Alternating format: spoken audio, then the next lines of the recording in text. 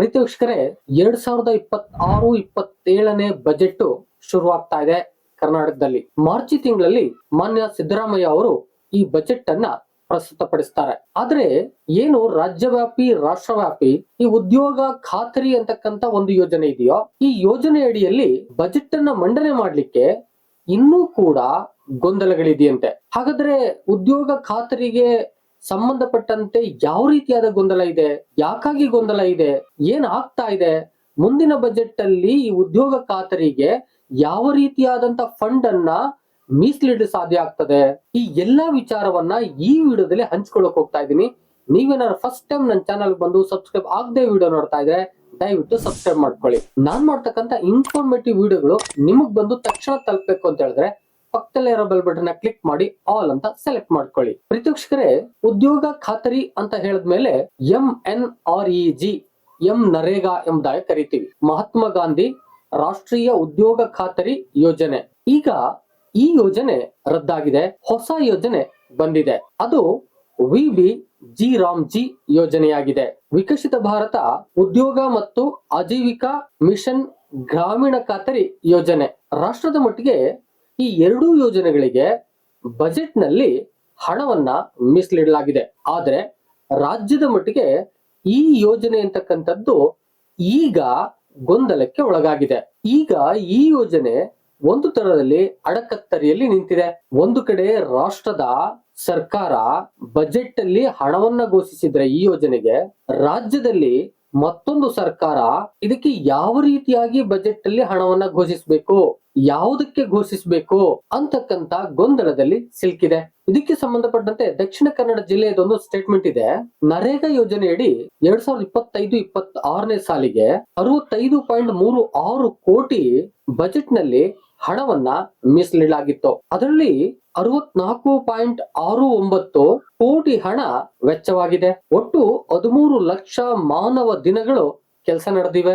ಹೀಗೆ ನರೇಗದ ಒಂದು ವಿಚಾರದಲ್ಲಿ ರಾಜ್ಯದಲ್ಲಿ ಜಿಲ್ಲಾವಾರು ಈ ಬಜೆಟ್ ಅಲ್ಲಿ ಹಣವನ್ನ ಘೋಷಿಸಿ ಕೆಲಸ ನಡೀತಾ ಇತ್ತು. ಆ ಉದ್ಯೋಗವನ್ನ ಖಾತರಿಯಾಗಿ ನೀಡಲಾಗ್ತಾ ಇತ್ತು ಗ್ರಾಮೀಣ ಜನತೆಗಾಗಿ. ಆದ್ರೆ ಈಗ VBG ರಾಮ್ಜಿ ಅಂತಕ್ಕಂತ ಯೋಜನೆ ಬಂದಂತ ಸಂದರ್ಭದಲ್ಲಿ ಹಣವನ್ನ ಹೇಗೆ ಮೀಸಲಿಡೋದು, ಎಷ್ಟಿಡೋದು, ಯಾವುದಕ್ಕೆ ಇಡೋದು, ಇದರಿಂದ ರಾಜ್ಯ ಸರ್ಕಾರದಲ್ಲಿ ಬಜೆಟ್ ಇನ್ನೇನು ಘೋಷಣೆಯಾಗುವ ಸಂದರ್ಭದಲ್ಲೇ ಗೊಂದಲ ಇದೆಯಂತೆ.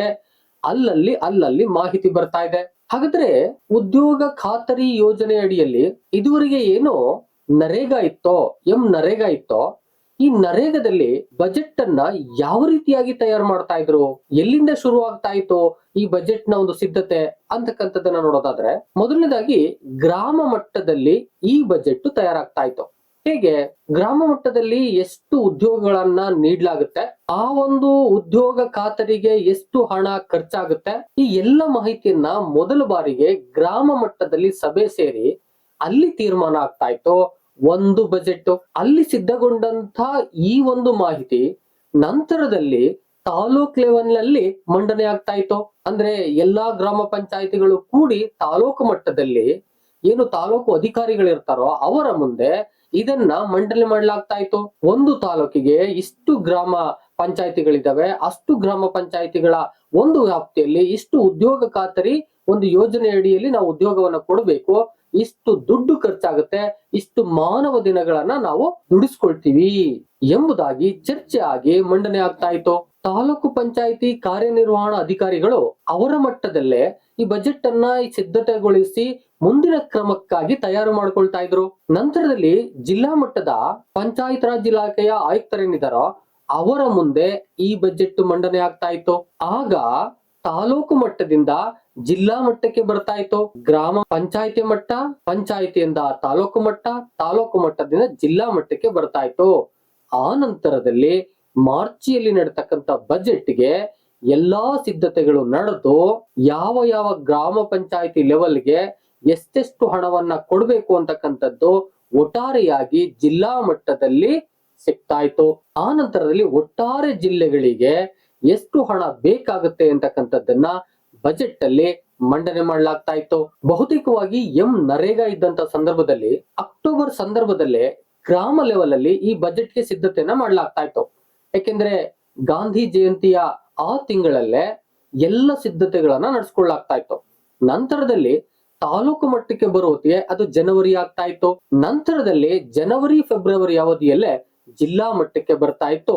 ಆ ಪಂಚಾಯತ್ ರಾಜ್ ಇಲಾಖೆಯ ಆಯುಕ್ತರ ಮುಂದೆ ಜಿಲ್ಲಾ ಮಟ್ಟದ ಅಧಿಕಾರಿಗಳು ಸೇರಿ ರಾಜ್ಯ ಮಟ್ಟದಲ್ಲಿ ಅದು ಪ್ರಸ್ತಾಪ ಆಗ್ತಾ ಇತ್ತು. ಆ ನಂತರದಲ್ಲಿ ರಾಜ್ಯಕ್ಕೆ ಎಷ್ಟು ಹಣವನ್ನ ಬಿಡುಗಡೆ ಮಾಡಬೇಕು, ಅದು ಪಂಚಾಯತಿ ಲೆವೆಲ್ ನಲ್ಲಿ ಎಷ್ಟು ಹಣ ಬಿಡುಗಡೆ ಆಗ್ಬೇಕು ಅಂತಕ್ಕಂಥ ಎಲ್ಲ ನಿರ್ಧಾರಗಳನ್ನ ಕೂಡ ಈ ಬಜೆಟ್ ಗಳಲ್ಲಿ ಮಂಡನೆ ಮಾಡ್ಲಾಗ್ತಾ ಇತ್ತು.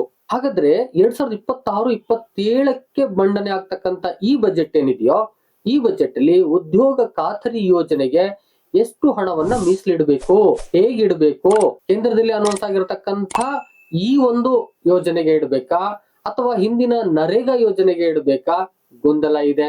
ಗ್ರಾಮ ಮಟ್ಟದ ಅಧಿಕಾರಿಗಳಿಗೆ, ತಾಲೂಕು ಮಟ್ಟದ ಅಧಿಕಾರಿಗಳಿಗೆ, ಜಿಲ್ಲಾ ಮಟ್ಟದ ಅಧಿಕಾರಿಗಳಿಗೆ ಇದೊಂದು ಗೊಂದಲ ಕಾಡ್ತಾ ಇದೆ. ಯಾವುದಕ್ಕೆ ಎಷ್ಟು ಹಣವನ್ನ ನೀಡಬೇಕಾಗತ್ತೆ, ಯಾವುದನ್ನ ನಾವು ಈಗ ಅನುಸರಿಸಬೇಕಾಗತ್ತೆ. ಈಗ VB-G-Ram-G ಅನ್ನ ಅನುಸರಿಸಿದರೆ ಅದು ರಾಷ್ಟ್ರ ಮಟ್ಟದ, ರಾಜ್ಯ ಮಟ್ಟದ ಪಾಲುದಾರಿಕೆ ಇದೆ. ನರೇಗಾವನ್ನ ಅನುಸರಿಸಿದ್ರೆ ಸಂಪೂರ್ಣ ರಾಷ್ಟ್ರ ಮಟ್ಟದ ಫಂಡ್ ಇದೆ. ಆದಿಸಿಂದಾಗಿ ಅಧಿಕಾರಿಗಳಿಗೆ ಇನ್ನೂ ಕೂಡ ಗೊಂದಲ ಇದೆಯಂತೆ. ಯಾವುದಕ್ಕೆ ಎಷ್ಟು ಎಷ್ಟು ಹಣವನ್ನ ಮೀಸಲಿಡಬೇಕಾಗುತ್ತೆ, ಮತ್ತೆ ಬಜೆಟ್ ಅಲ್ಲಿ ಯಾವ ಮೊತ್ತವನ್ನ ನೀಡಬೇಕು ಅಂತ ಕೇಳ್ಕೋಬೇಕಾಗುತ್ತೆ. ಈ ಎಲ್ಲ ಗೊಂದಲಗಳಲ್ಲಿ ರಾಜ್ಯದ ಬಜೆಟ್ಗೆ ಉದ್ಯೋಗ ಖಾತರಿ ಯೋಜನೆ ಅಡಿಯಲ್ಲಿ ಇನ್ನು ಸಿದ್ಧತೆಗಳು ನಡೀತಾನೆ ಇದ್ದಾವಂತೆ. ಕೇಂದ್ರ ಸರ್ಕಾರ 2026-27ನೇ ಸಾಲಿನ VB-G-Ram-G ಯೋಜನೆ ಏನಿದೆ, ಈ ಯೋಜನೆಗೆ 95,000 ಕೋಟಿಯನ್ನ ಮೀಸಲಿಟ್ಟಿದೆ. ಅದರ ಜೊತೆಗೆ ನರೇಗಾ ಯೋಜನೆಗೆ 30,000 ಕೋಟಿಯನ್ನ ಮೀಸಲಿಟ್ಟಿದೆ. ಆದ್ರೆ ಈ ಏನು ನರೇಗಾ ಯೋಜನೆ ಅಡಿಯಲ್ಲಿ ಇದುವರೆಗೆ ಏನು ಕೆಲಸಗಳು ನಡೀತಾ ಇದೋ ಮತ್ತೆ ಅವುಗಳಿಗೆ ಇನ್ನೂ ಕೂಡ ಹಣಗಳನ್ನ ಕೆಲವು ಸಂದರ್ಭದಲ್ಲಿ ನೀಡಬೇಕಾಗತ್ತೆ, ಕೆಲವು ಇನ್ನೂ ಕೂಡ ಆ ಹಂತದಲ್ಲಿ ನಿಂತಿದ್ದಾವೆ. ಇಂತಹ ಸಂದರ್ಭದಲ್ಲಿ ಅದಕ್ಕೆ ಹಣವನ್ನ ಹೇಗೆ ಮೀಸಲಿಡಬೇಕು, ಯಾವ ರೀತಿ ಮೀಸಲಿಡಬೇಕು, ಅವನ್ನ ಎಷ್ಟರವರೆಗೆ ಮುಂದುವರಿಸಬೇಕು, ಈ ಎಲ್ಲ ಗೊಂದಲಗಳಲ್ಲಿ ಅಧಿಕಾರಿಗಳು ಈ ಬಜೆಟ್ಗೆ ಈ ಒಂದು ಉದ್ಯೋಗ ಖಾತರಿ ಯೋಜನೆ ಅಡಿಯಲ್ಲಿ ಎಷ್ಟು ಮೊತ್ತವನ್ನ ನಿರ್ಧರಿಸಬೇಕು ಅಂತಕ್ಕಂತ ಗೊಂದಲಗಳೇ ಕಾಡ್ತಿದ್ದಾವಂತೆ. ಪ್ರೇಕ್ಷಕರೇ, ಉದ್ಯೋಗ ಖಾತರಿ ಯೋಜನೆ ಗ್ರಾಮ ಮಟ್ಟದಲ್ಲಿ ಏನು ಹಳ್ಳಿಗರಿದ್ದಾರೋ ಅವ್ರಿಗೆ ಉದ್ಯೋಗಗಳನ್ನು ಕೊಡುವ ಒಂದು ನಿಟ್ಟಿನಲ್ಲಿ ಕೆಲಸ ಮಾಡ್ತಾ ಇತ್ತು. ಆದ್ರೆ ಇತ್ತೀಚಿನ ದಿನಗಳಲ್ಲಿ ಕೇಂದ್ರ ರಾಜ್ಯ ಸರ್ಕಾರಗಳ ಈ ಒಂದು ಗೊಂದಲದ ನಡುವೆ ಉದ್ಯೋಗ ಖಾತರಿ ಯೋಜನೆಗೆ ಯಾವ ಮಟ್ಟದಲ್ಲಿ ಹಣ ಮೀಸಲಿಡಬೇಕು ಅಂತಕ್ಕಂಥದ್ದೇ ಗೊಂದಲ ಆಗಿದೆ.